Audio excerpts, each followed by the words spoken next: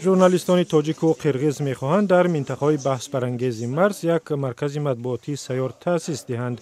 با پنداری آنها این مرکز برای انعکاس درستی واقعه‌ها کمک می‌کند. اگر چنین مرکز تأسیس یابد خبرها سنجیده نشر می‌شوند، ناباوری از بین می‌رود. تاجیکستان و قرغیزستان چند ده سال است که مناطق بحث برانگیز مرزی در ناحیه‌های اسفره و ولایت بادکند را تقسیم و علامت گذاری کردن نمی‌توانند. در اینجا کار تا به مناقشه رسیده است.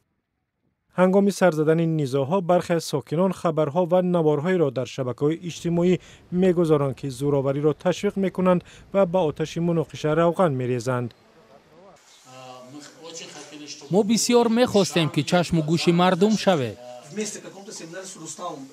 3 سال است در نواحی مرزی قرغیزستان و تاجیکستان برنامه همگرایی ژورنالیستان فعال است. آن را اکادمیای موجی آلمان دستگیری می‌کند.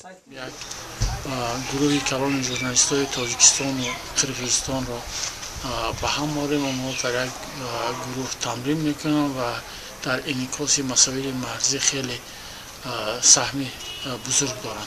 روزنامه‌نگاران جوان تاجیک و قرغیز با یاری خبرنگاران با تجربه راست و بی‌طرفانه و بی‌غرضانه و از روی اصول ضرر نرسانیدن انعکاس خبر را می‌آموزند. این محفل تبادل تجربه است. وقتی تجربه ها گفته می شوند به یک نتیجه خواهیم رسید.